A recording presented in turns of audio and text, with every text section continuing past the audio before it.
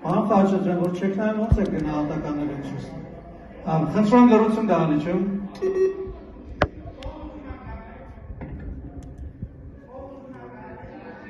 Հարգելի գործընկերներ,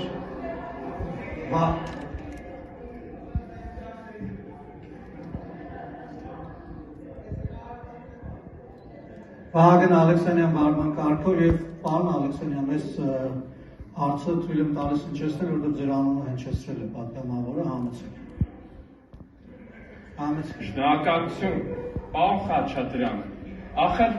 այս խելքին եք, որ այս օրինեք, էլի լուրջ եմ ասում։ Այս խելքին եք, որ հեսա անցողիկ շեմը չեք հաղթարում, այ դրա համար է չեք հաղթար։ Հեսա ես ենթադրում եմ շուտով կթենակ ձեզ կեի նկատել, բայց վերադառնալով նախորդ հարցին։ Տիկին Էլինա Վարդանխի չեք ընտրելու Ռոբերտ Քոչարյանին, վաղն հա Ռոբերտ Քոչարյան, որ պատրաստվում եք չընտրել նրան։ Դե հեքիաթ եք պատմում քաղաքացիներին։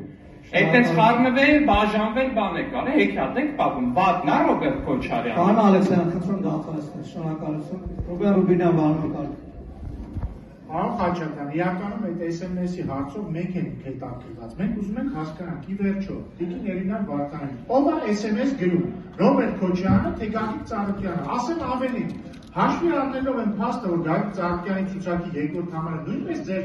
խմբակցության պատգամավորներ, մեզ հետաքրքիր է, երկրորդ համարին ով է SMS գրում, կամ նույն Գագիկ Ծառուկյանին ով է SMS գրում, Քոչարյանը թե ուրիշը, թե օրինակ Ալեքսանդր Լուկաշենկոն, դա մեզ հետաքրքիր, կամ ասենք բան այն ռուսաստանցի օլիգարխի ցուցակի երկրորդ համարներն էր, ձեր խմբակցության պատգամավորներ, ով է իրանց SMS գրում, Քոչարյանը, Կարուգա քաղաքի հարկայինի պետի տեղակալը, այդ եք ուզում հասկանալ, ընդամենը։ Շնորհակալություն, հարգելի գործընկերներ, առաջարկում եմ բանավեճը քաղաքական շարունակել ելույթների տեսքով, որովհետեւ մենք հասցնենք ավարտել քվեարկությունները։ Քվեարկության է դրվում ուշադրություն։ Կառավարության ներկայացրած ֆինանսական հաշիվների վերաբերյալ տեղեկությունների ավտոմատ փոխանակման մասին